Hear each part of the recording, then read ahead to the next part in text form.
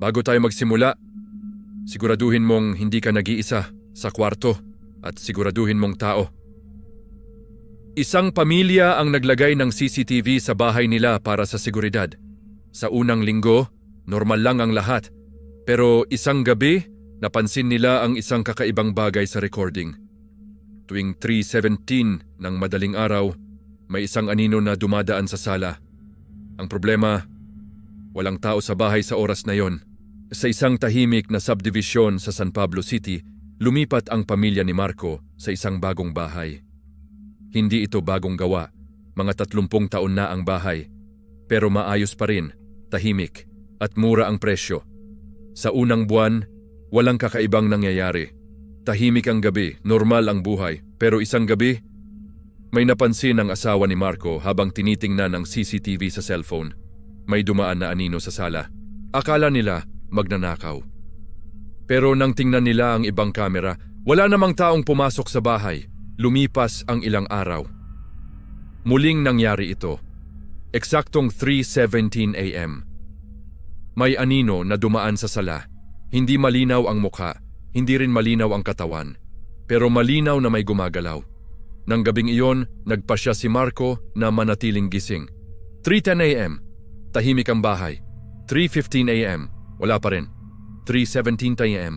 Biglang tumunog ang notification ng CCTV. May motion detected. Dahan-dahan niyang binuksan ang phone at nakita niya ang live camera. May nakatayong tao sa sala. Mahaba ang buhok. Nakatalikod. Dahan-dahan itong lumakad papunta sa kusina. Agad na bumaba si Marco. Pero pagdating niya sa sala, walang tao. Kinabukasan, sinuri nila ang lumang records ng bahay at doon nila nalaman ang isang bagay. 20 taon na ang nakalipas. May babaeng nawala sa bahay na yon. Hindi na siya nakita.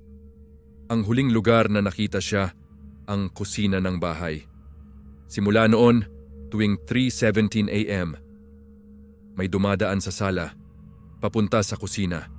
At ayon sa CCTV, palapit ng palapit sa kamera ang mukha nito bawat gabi.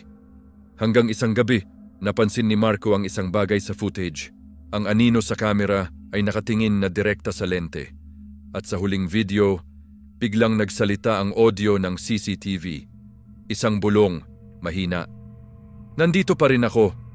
Kinabukasan, lumipat ang pamilya ni Marco. Pero bago sila umalis, sinuri ni Marco ang huling recording. At doon niya napansin ang pinakanakakatakot. Sa huling frame, may nakatayong babae sa likod niya habang pinapanood niya ang CCTV. Pero nang lumingon siya sa totoong buhay, wala namang tao sa likod niya. Kung ikaw ang nakakita ng isang tao sa CCTV ng bahay mo tuwing 3:17 a.m. pero alam mong walang tao sa loob ng bahay, ano ang gagawin mo? Titira ka pa rin ba doon?